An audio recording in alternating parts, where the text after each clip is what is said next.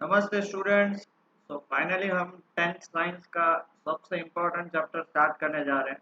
I am repeating सबसे important chapter. मैं ये नहीं बोल रहा हूँ सबसे डिफिकल्ट, मैं बोल रहा हूँ सबसे इम्पोर्टेंट चैप्टर है। प्लीज ध्यान से पढ़िएगा। अगर आप में से कोई भी साइंस लेना चाहता है आफ्टर 10, चाहे बायो या मैथ्स, उसे कोई फर्क नहीं पड़ता। फिजिक्स नाम का जो सब्जेक्ट है उसमें भी खास करके 12th में चैप्टर 1 से लेके 3 सब इसके रिलेटेड है। मैं बोल रहा हूँ रिलेटेड है। अगर आपका ये बेस क्लियर होगा तो आपको तब पढ़ने में मजा आएगा। तो मेरी आपसे रिक्वेस्ट है, ध्यान से पढ़िएगा। अगर नहीं समझ में आ रहा है तो वीडियो को 2-3 बार देखिएगा। और बाकी तो आप लोग सब होशियार हो। बेसिकली इलेक्ट्रिसिटी नाम आते ही आपके दिमाग में क्या फिट होता है कि लाइट जल रही है, पंखा चल रहा है, एसी चालू है, टीवी चालू है, लैपटॉप अगर चार्ज में है तो चालू है। तो वो इलेक्ट्रिसिटी है क्या? बराबर है। तो वो उसका हम पूरा डिटेल डिस्कशन इसमें देखने वाला है। आप में से ऐसे भी लोग होंगे कि वो सर कॉमर्स या आर्ट्स लेने वाले, सर हमारा क्या काम है, तो फिर साइंस में आने वाला है।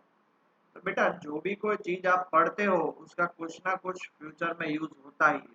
वो आपको अभी पता नहीं चलेगा, मैं आपको बोलूँ तो भी नहीं पता चलेगा। जब आप आफ्टर 5 या 10 ईयर्स तब आपको पता लगेगा यार मेरे को नॉलेज था तो काम आया। ठीक है।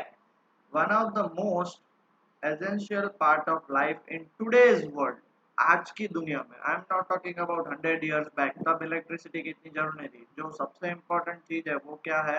Electricity. It is a controllable and convenient form of energy. Controllable मतलब हम अपने हिसाब से उसको कंट्रोल कर सकते हैं, कितनी इलेक्ट्रिसिटी मुझे चाहिए, कितनी मैं प्रोड्यूस करूं, कितनी ट्रांसफॉर्म करूं। एंड कन्वीनियंट, कन्वीनियंट मतलब देखो इलेक्ट्रिसिटी बहुत प्रोड्यूस हो रही है। हाँ, ये बात है कि भाई इलेक्ट्रिसिटी के जो स्टॉक लगते हैं वो बहुत ही खतरनाक होते हैं, बट कन्वीनियंट मतलब जिससे इजीली एक जगह से दूसरी जगह ट्रांसपोर्ट कर सकते हैं, एक जगह से दूसरी जगह भेज सकते हैं उसको, कहीं ना कहीं उसको। देखो अभी आप जैसे घर बन रहा हो तो सीधा इलेक्ट्रिसिटी में आप जीईबी, गुजरात इलेक्ट्रिकल बोर्ड में आप क्या बोल पीजीवीसीएल, पश्चिम गुजरात वीज कंपनी लिमिटेड में आप एक डॉक्यूमेंटेशन भेजोगे तो आपके घर पे इलेक्ट्रिसिटी लेके जाएंगे, फिर आप यूज करो। कितना कन्वीनियंट हो जाता है। So it is being used in almost every sector of modern society. Modern society चाहे हाउस होल्ड हो, कॉमर्शियल मतलब दुकानें हो, ट्रांसपोर्ट, ट्रांसपोर्ट में भी यूज होता है और इंडस्ट्री में भी यूज होता है टू मेक लाइफ इजी। ये एक बेस्ट मुझे डायग्राम मिला जिससे मैं आपको डेपिक्ट कर सकूं। ये बड़े बड़े टावर्स होते हैं। एक्चुअली आपकी इलेक्ट्रिसिटी आपको घर पे इलेक्ट्रिसिटी तो बाजू में नहीं बनती है, काफी दूर से बनती है, वहां से इलेक्ट्रिसिटी ट्रांसफर होती है फिर आपके घर पे आती है। और जहां से ट्रांसफॉर्म होकर आती है वहां से बहुत ज्यादा एनर्जी प्रोड्यूस होती है, और अगर वही का वही इलेक्ट्रिसिटी आपके घर पे है तो आपके सारे अप्लायंसेस उड़ जाएंगे। तो ऐसा नहीं होता। ठीक है। तो दीज आर द टावर जो आपने हाईवे पे देखे होंगे।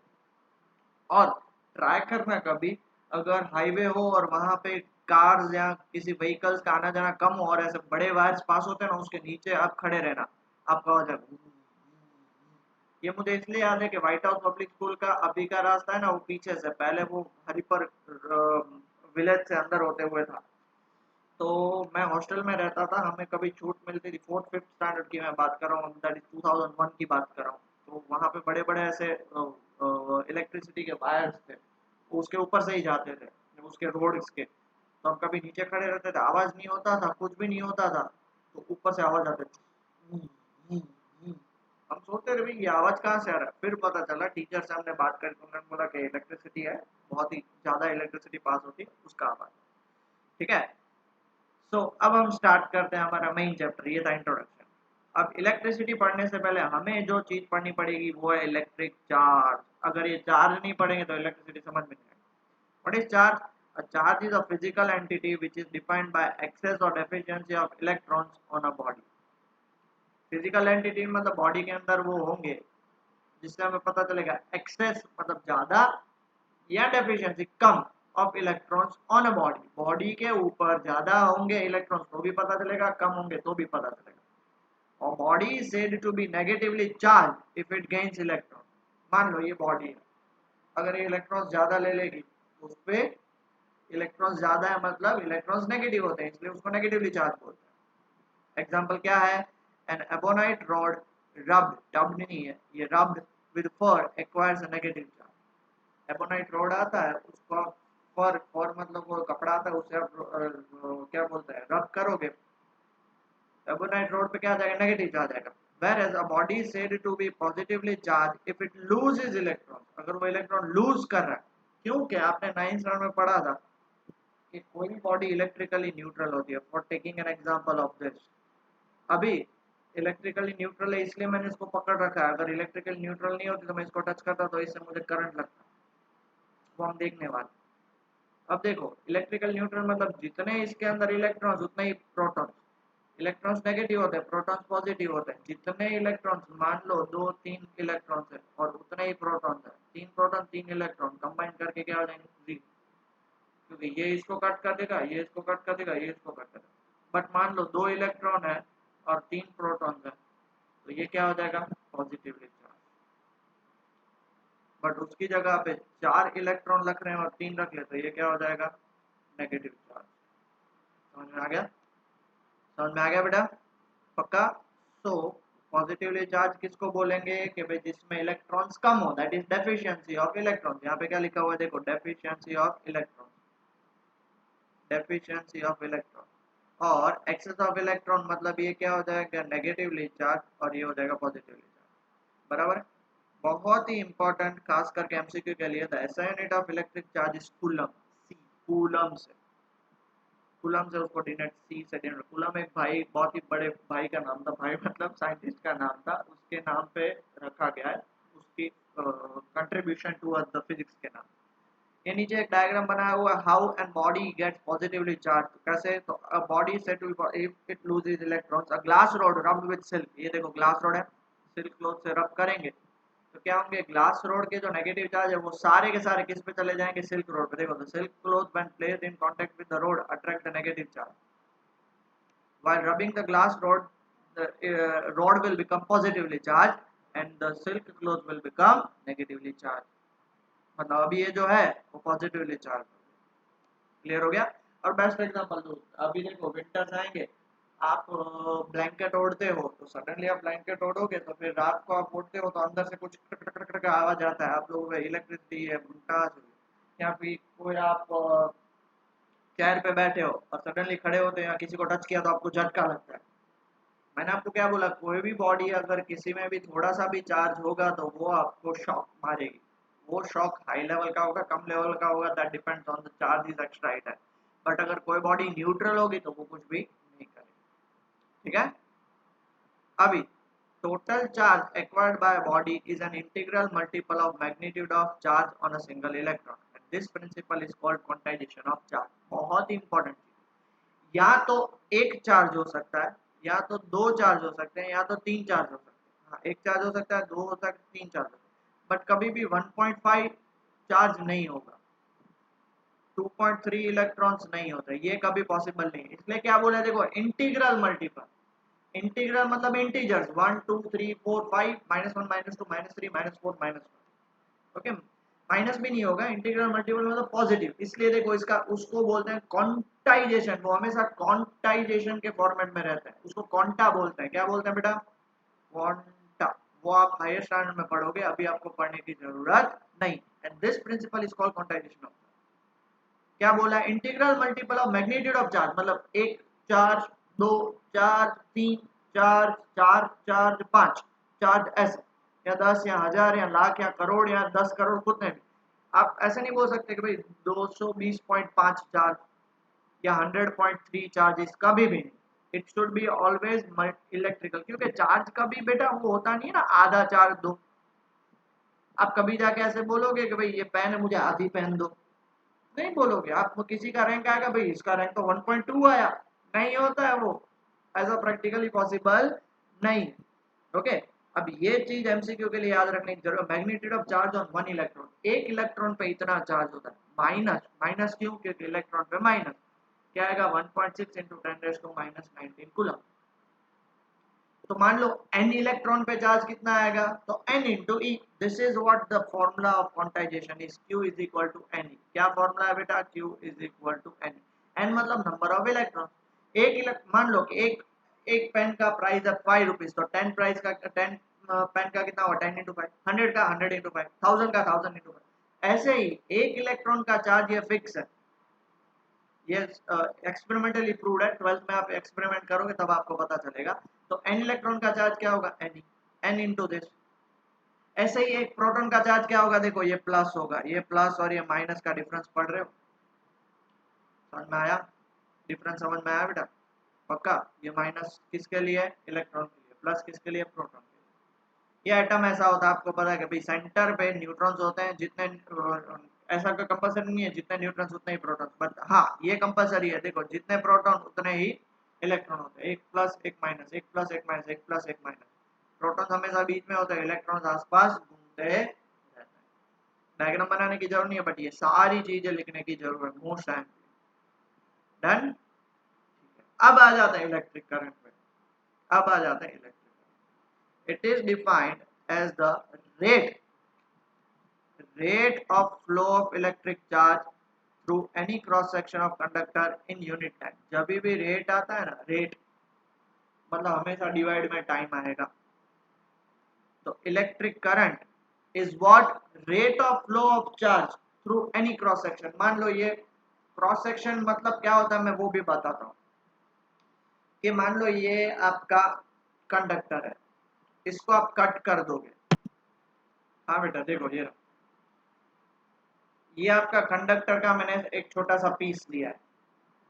डेफिनेशन क्या है, it is defined as the rate of flow of electric charge through any cross section of conductor, any cross section of conductor. अब देखो यहाँ से कट करो, यहाँ से कट करो, यहाँ से कट करो, आप जहाँ पे भी कट करोगे वो आपको सर्कल ही दिखेगा। तो इस सर्कल में से पर्टिकुलर यूनिट ऑफ टाइम में जितने चार्जेस फ्लो होंगे, देखो ये 4 चार्जेस फ्लो हो गए, तो उसको हम क्या बोलेंगे, उसको हम बोलेंगे करंट। मान लेते हैं कितना क्यू अमाउंट ऑफ चार्ज, देखो क्यू अमाउंट ऑफ चार्ज जा रहा है, समझ रहे हो बेटा। एक पर्टिकुलर में एक सिंपल सी बात है, एक डोर है, उसमें से एक सेकंड में कितने लोग जा सकेंगे। तो ऐसे ही एक टाइप का डोर है, इसका शेप फिक्स है, उसको क्रॉस सेक्शन बोलते हैं, उसमें जितने करंट चार्जेस फ्लो होंगे उसे हम बोलेंगे current. If Q amount of charges flow through the conductor in T time, तो इलेक्ट्रिक करंट का ये रहा formula, Q by charge is Q upon T. और क्यू का फॉर्मूला हमने अभी देखा था, एन ई बाई टी। ये दो फॉर्मूला, ये फर्स्ट और ये second. Where N is the number of electrons flowing through the current. देखो अभी ये एक इलेक्ट्रॉन, ये दो, ये तीन, ये चार, मतलब 4 इलेक्ट्रॉन, और इलेक्ट्रॉन फ्लो रहे हैं इसलिए ई। और आपको पता है इलेक्ट्रॉन का चार्ज क्या होता है, ई होता है। एक इलेक्ट्रॉन का चार्ज कितना होगा, ई होगा। दो इलेक्ट्रॉन का चार्ज कितना होगा, 2 ई होगा। तो एन इलेक्ट्रॉन का चार्ज कितना होगा, एन ई। तो ये सारे क्या हो गए, क्यू। ये क्या हो गया, क्यू। ये क्या हो गया, क्यू। समझ रहे हो, क्यू मतलब क्या, चार्ज फ्लोइंग, कितना चार्ज फ्लो हुआ, एनी चार्ज फ्लो हुआ, कितने टाइम में, टी टाइम में। ओके। और ऐसा unit of electric current is ampere. बहुत ही फेमस साइंटिस्ट है एंड्रे मैरी एम्पियर, जिन्होंने इलेक्ट्रिक करंट के फिजिक्स में बहुत ही कंट्रीब्यूशन किया था इसके लिए, in the honour of the French scientist. And it is a scalar quantity, जिसका कोई डायरेक्शन नहीं होता। एक्चुअली ये टेंसर क्वांटिटी है, आप 11th स्टैंडर्ड में पढ़ोगे, बट अभी 10th स्टैंडर्ड तक हमें इसके स्केलर ही पढ़ना। ओके, क्लियर हो गया, समझ में आ गया बेटा। हमने क्या पढ़ा अभी, हमने पढ़ा कि भाई ये amount of charges flowing through cross section. Cross section मतलब समझ में आया, इस एरिया में से कितना चार्ज फ्लो होगा उसे हम क्या बोलेंगे, क्या बोलेंगे बेटा, क्या बोलेंगे, जल्दी से बोलो। हम उसे बोलेंगे इलेक्ट्रिक करंट। डन। अब देखो इलेक्ट्रिक करंट ऐसे फ्लो होता है। इलेक्ट्रिक करंट फ्लो कैसे होता है, ओके। ये इलेक्ट्रिकल एनर्जी दी हुई है, बट समझाने के लिए इलेक्ट्रिक करंट क्या है। Electric current is flow of charges. तो फ्लो ऑफ चार्जेस आपको पता है, हमेशा चार्ज कहाँ से कहाँ पे फ्लो होंगे, चार्ज हमेशा फ्लो होंगे ऐसे ऐसे। और जिस तरह से फ्लो हो रहे हैं, ये एक नॉर्मल डायग्राम है, इसको याद नहीं रखना है, सिर्फ नॉर्मल आपको विजुअलाइजेशन करने के लिए कि भाई हमेशा चार्ज फ्लो होंगे। तो उधर पे जो बीच में जो भी कोई अप्लायंसेस होगा, वो भी कोई अप्लायंसेस होगा, वो सारे अप्लायंसेस क्या होंगे, लाइट हो, बर्न हो। ठीक है। अब आ जाते हैं, ये मोस्ट आईएमपी डेफिनेशन है 1 ampere. when 1 coulomb of charge flows through any cross section of a conductor in 1 second, 1 ampere क्या होता है? तो देखो आपको पता है I is equal to Q by T. अब Q मान लेते हैं 1 कूलम और T मान लेते हैं 1 सेकंड, तो 1 कूलम पर सेकंड मतलब वो हमें क्या मिल जाएगा 1 एम्पियर। मतलब when 1 coulomb of charge flows through any cross section इन कितना टाइम 1 सेकंड, 1 बाय 1 इसलिए तो 1 आया ना, then electric current flowing through it is said to be 1 ampere. तब उसको हम क्या बोलेंगे 1 एम्पियर बोलेंगे। 1 कूलम चार्ज 1 सेकंड में जाएगा तो 1 बाय 1 मतलब 1 एम्पियर हो जाएगा। ये रहा उसका डेफिनेशन। क्लियर हो गया? क्लियर हो गया बेटा? पक्का? ओके। अब 1 एम्पियर जो है ना वो काफी बड़ा यूनिट है, तो उसकी जगह पे हम छोटा यूनिट यूज करते हैं milli ampere. 1 milli ampere is equal to 10⁻³ ampere, और दूसरा यूज करते हैं माइक्रो एम्पियर। माइक्रो ये ग्रीक वर्ड है इसलिए 10⁻⁶। मिली मतलब 10⁻⁻3, माइक्रो मतलब 10⁻⁶। याद रख लेना और लिख लेना, ठीक है? आगे बढ़े। ओके नाउ ये जो चीज है ना समझना है, प्लीज ध्यान से समझना है प्लीज। मैं आपको एक छोटी सी स्टोरी समझाता हूँ इसके पीछे। हुआ ये कि बहुत सालों पहले, मैं 18th और 19th सेंचुरी की बात कर रहा था। अगर आपको पता हो तो इलेक्ट्रॉन डिस्कवर बाद में हुआ, प्रोटॉन पहले हुआ था। अब हुआ ये इसमें कि जब इलेक्ट्रॉन डिस्कवर नहीं हुआ था उससे पहले सारी चीज प्रोटॉन की थी। तब सेल डिस्कवर हो गया, वोल्टा सेल डिस्कवर हो गया, बैटरी डिस्कवर हो गई। तब सब साइंटिस्ट लोग क्या मानते थे कि भाई जो भी करंट फ्लो हो रहा है वो होल एंड सोल किसके कारण हो रहा है? प्रोटॉन के कारण। इसलिए उन्होंने प्रोटॉन के डायरेक्शन को ही करंट का डायरेक्शन मान लिया। करंट का डायरेक्शन मतलब समझ रहे हो ना कि भाई यहाँ से, अब उन्होंने ऐसे माना कि भाई इस जगह से प्रोटॉन इस जगह पे गया तो ये करंट का डायरेक्शन है, ये प्रोटॉन इधर से जाके इधर। बट एक्चुअल में, but in reality protons do not move or travel। काफी सालों बाद जब तक बहुत सारी डिस्कवरीज और बहुत सारी चीजें डिस्कवर हो चुकी थी तब जाके पता चला भाई ये तो बहुत बड़ी गलती हो चुकी है।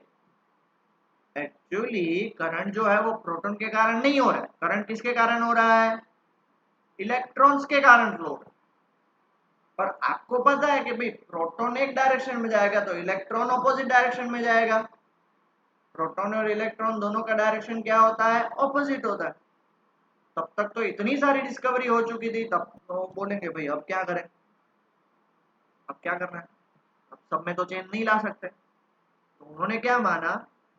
उन्होंने ये माना कि भाई ठीक है चलो अभी हम उसके बारे में कुछ नहीं कर सकते, तो डायरेक्शन ऑफ करंट को हम क्या मानते हैं कि भाई प्रोटॉन यहाँ पे मूव हो रहा है। पहले उन्होंने डायरेक्शन ऑफ करंट माना, ये उन्होंने क्या माना? डायरेक्शन ऑफ करंट माना। बट रह रहे कि उनको पता चला कि भैया जो भी सारी चीजें वो इलेक्ट्रॉन के कारण हो रही है, तो इलेक्ट्रॉन का डायरेक्शन तो बिल्कुल उल्टा है, और इलेक्ट्रॉन के कारण करंट प्रोड्यूस हो रहा है तो इलेक्ट्रॉन का डायरेक्शन ही हमें करंट का लेना चाहिए। बट तब तक बहुत सारी डिस्कवरी हो चुकी थी। इसलिए देखो क्या बोला है, direction of flow of electron इस साइड है, दिख रहा है ये सारे electrons. But direction of current, और जिसको हम बोलते हैं कन्वेंशनल करंट, पूरा ना करंट, क्या लेते हैं? इस डायरेक्शन। दोनों का डायरेक्शन क्या होता है? ऑपोजिट होता है। और हमेशा इलेक्ट्रॉन्स कहां से कहां पे मूव होते हैं? इलेक्ट्रॉन्स तो हमेशा किसकी तरफ जाएंगे? बैटरी को कनेक्ट कर दिया, ये पॉजिटिव की तरफ ही जाएंगे, नेगेटिव से निकल के सारे पॉजिटिव की तरफ जाएंगे। बट करंट का डायरेक्शन क्या लेंगे? Always from positive, always from positive to negative. याद रहा बेटा जो मैंने स्टोरी समझाई? समझ में आया बेटा? तो दो चीज आपको याद रखनी है, डायरेक्शन ऑफ कन्वेंशनल करंट, क्योंकि तब तक बहुत सारी डिस्कवरी हो चुकी थी इसलिए कुछ नहीं कर सकते। Always from positive terminal of cell to negative terminal of whereas direction of flow of electron is equal to what? From negative terminal of cell, from negative to positive में शॉर्ट में लिख रहा हूँ, ठीक है। The direction of electric current is taken as opposite to the direction of flow of electron, that is negative charge. In an electric circuit, the current flows from positive terminal to the negative terminal. लिख लिया जो मैंने आपको बताया। अब क्यों ऐसा हुआ उसका रीजन भी मैंने आपको बता दिया कि भाई वो उनकी गलतियों के कारण कि भाई फ्यूचर में उनको पता ही नहीं था कि भाई इलेक्ट्रॉन डिस्कवर होगा, इसलिए सब कुछ उन्होंने प्रोटॉन के नाम पे बिल फाड़ दी। क्या समझ में? पक्का? तो अब तक हमने क्या पढ़ा? करंट। करंट किसके कारण होता है? फ्लो ऑफ चार्जेस के कारण। फ्लो ऑफ चार्जेस किसके लिए, और उनका डायरेक्शन भी पढ़ लिया। अब हम मेजर कैसे करेंगे कि भाई कितना करंट फ्लो हुआ? तो उसके लिए एक बंदा है जिसको हम बोलते हैं ammeter. Electric current is measured by the device called ammeter and it is a low resistance device which is always connected in series.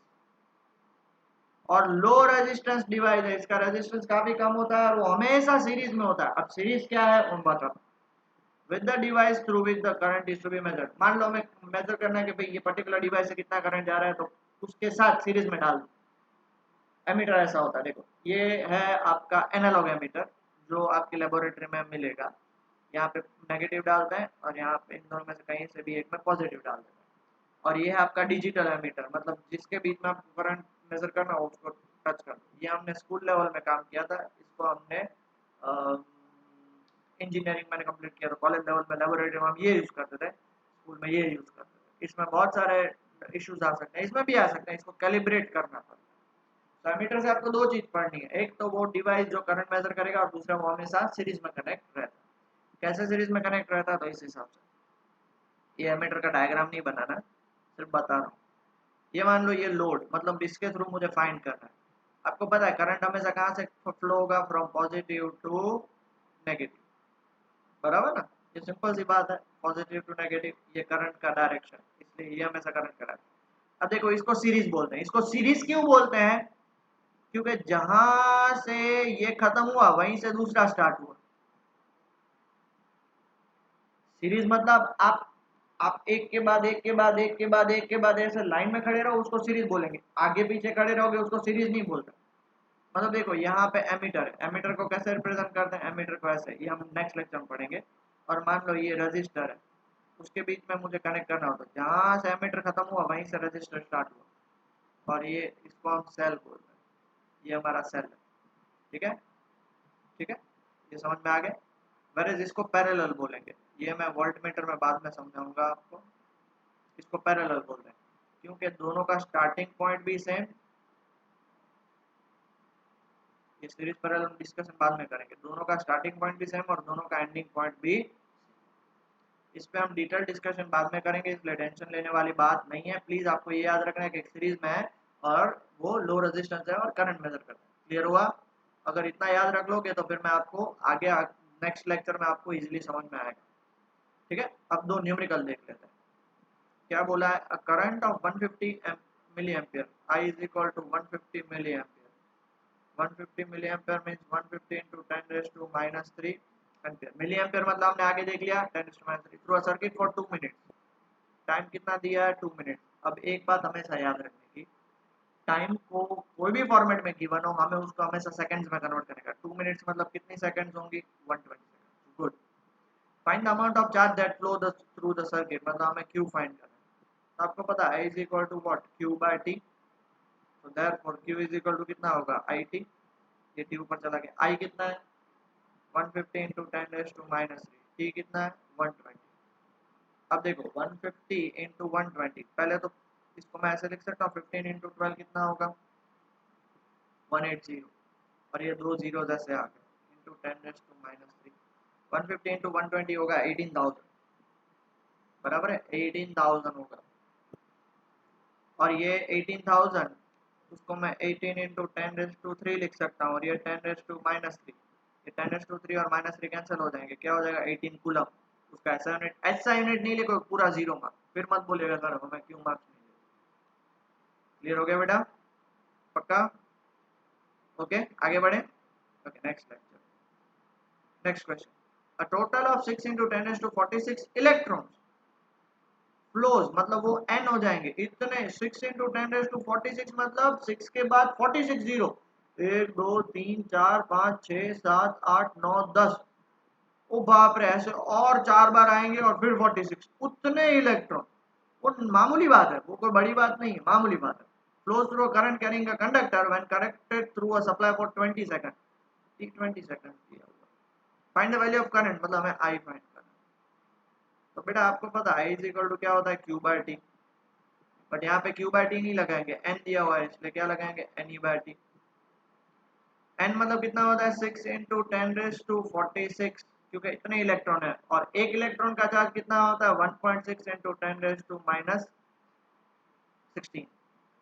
आप बोलोगे, और टाइम दिया हुआ है 20 सेकंड, आप बोलोगे कि सर इलेक्ट्रॉन का तो चार्ज नेगेटिव होता है, तो आप यहाँ पे क्यों नहीं डालोगे। नेगेटिव वो सिर्फ इंडिकेट करेगा कि इलेक्ट्रॉन है, बट यहाँ पे हमने ऑलरेडी इलेक्ट्रॉन क्वेश्चन में दिया हुआ है, इसलिए कोई टेंशन ही नहीं लिया।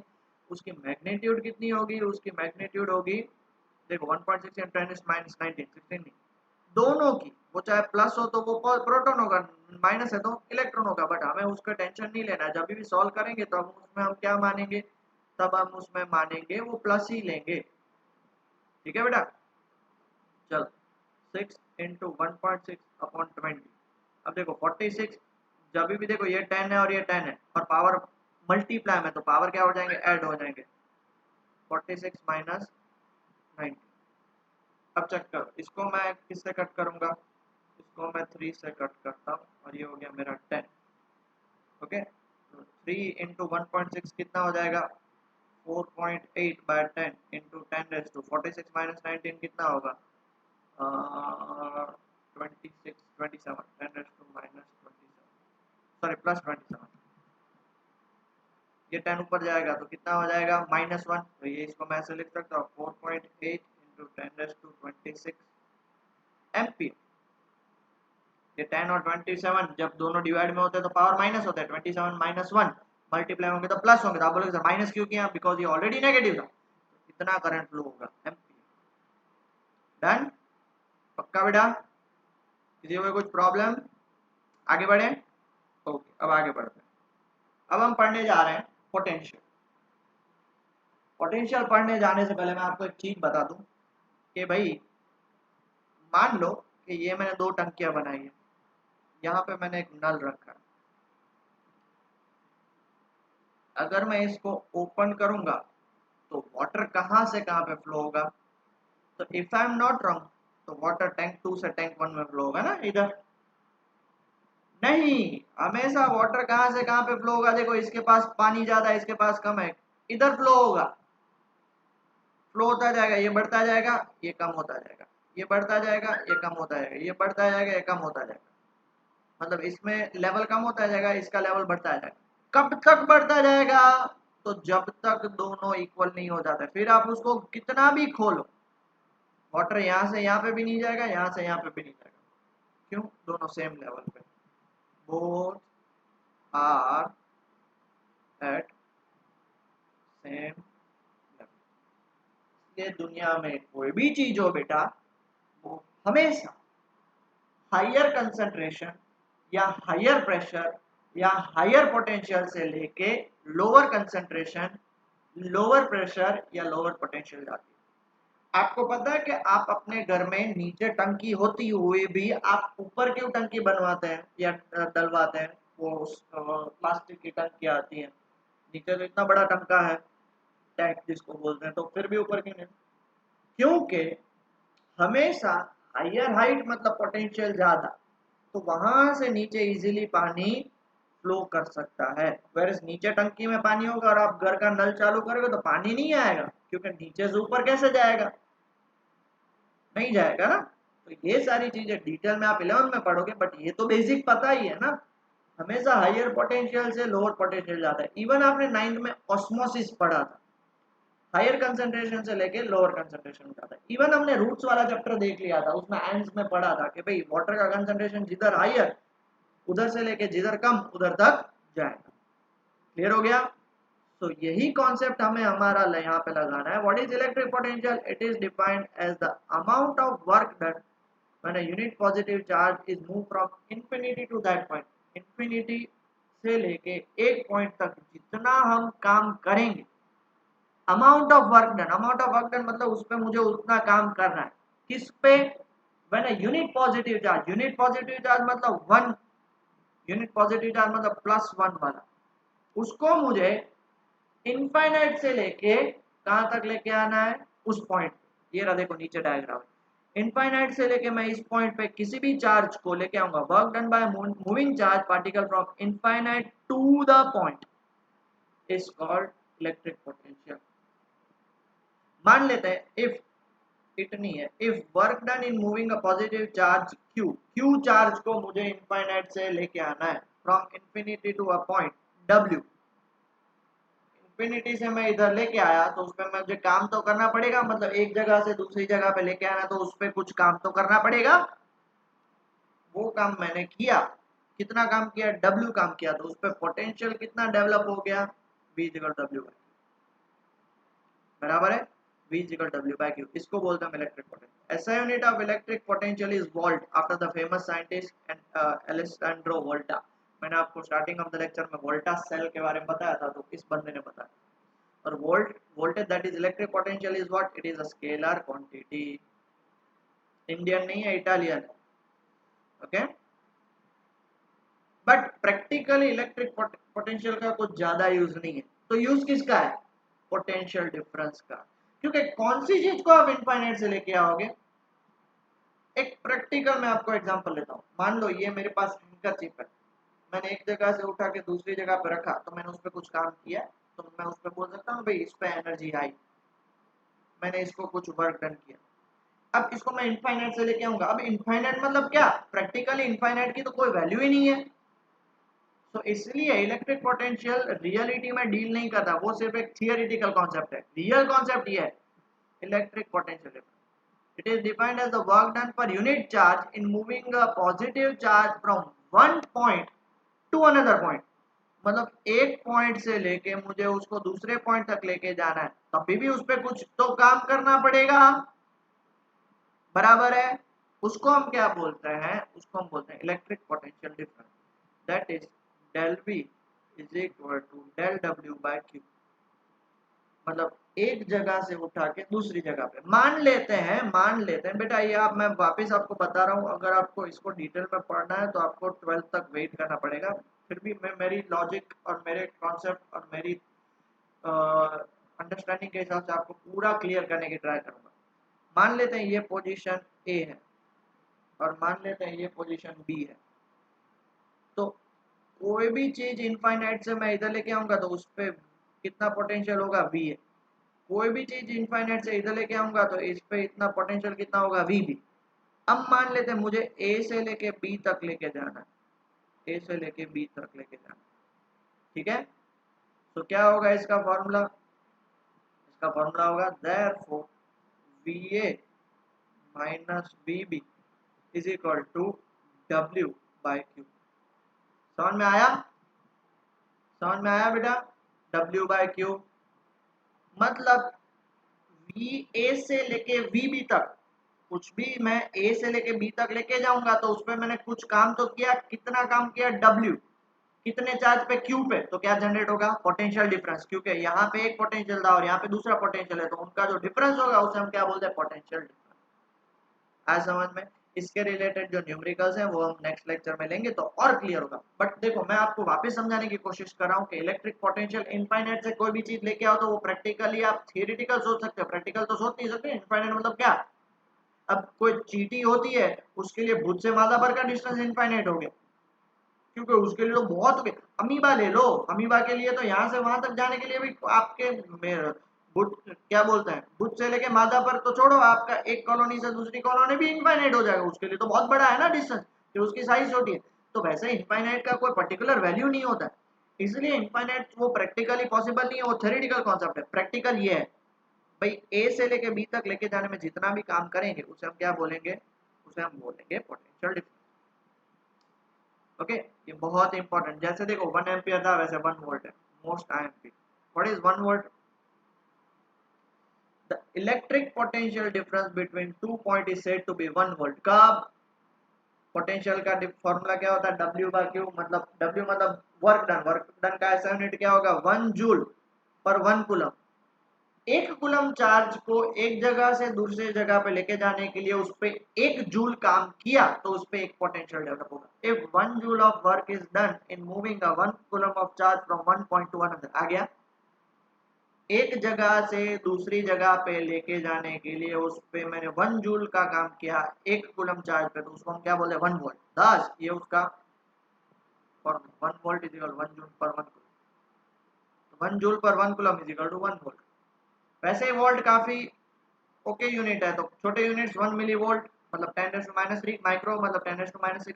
बट बड़े यूनिट्स भी होते हैं, जैसे वो मैंने आपको बताया ना, बिजली जो पास होती है, that is electric current when electricity is passed from higher, what to से, पोल्स ऑन द हाईवे, तो उस पे 200 किलो वोल्ट या 10 किलो वोल्ट, वो किलो वोल्ट मतलब 10⁻³ वोल्ट, मेगा वोल्ट मतलब 10⁻⁶ वोल्ट, इतनी ज्यादा उसमें पोटेंशियल डिफरेंस होता है। तभी तो इलेक्ट्रिसिटी शुप करके वहां से ट्रांसफर होती है ना। जितना ज्यादा पोटेंशियल डिफरेंस, जितना ज्यादा डिफरेंस ज्यादा। मैं आपको एक सिंपल सी बात बता दूं कि अब देखो, दो घर है, आपके बाजू वाला घर है वो सिर्फ ग्राउंड फ्लोर है, तो उसमें टंकी ऊपर होगी तो उसपे जो नीचे पानी लेके आने के लिए उतना फोर्स नहीं आएगा। बट आपका 4th फ्लोर तक आपके घर है और आपने हाईएस्ट लेवल पर टंकी रखी और नीचे इतनी स्पीड से पानी आएगा जिसका कोई हिसाब नहीं है। क्यों? क्योंकि पोटेंशियल डिफरेंस जितना ज्यादा होगा उतना ज्यादा मूवमेंट फास्ट। ओके, अब जैसे एमीटर था करंट मेजर करने के लिए, तो volt meter measure, volt measure करने के लिए क्या होता है? Volt meter. The electric potential difference between 2 point in a circuit is measured using a device called volt meter. Electric current measure करने के लिए एमीटर, पोटेंशियल डिफरेंस मेजर करने के लिए volt meter. Electric current low resistance device, it is a high resistance device. Ammeter क्या था? Series में, it is always connected in parallel. ये वोल्ट मीटर ऐसा ही है, एक ही जगह पे वी है, और ये भी एमीटर जैसा ही है वोल्ट मीटर। आ गया समझ में? अब एमीटर को प्लीज लिख लीजिए, फिर आगे बढ़ते हैं।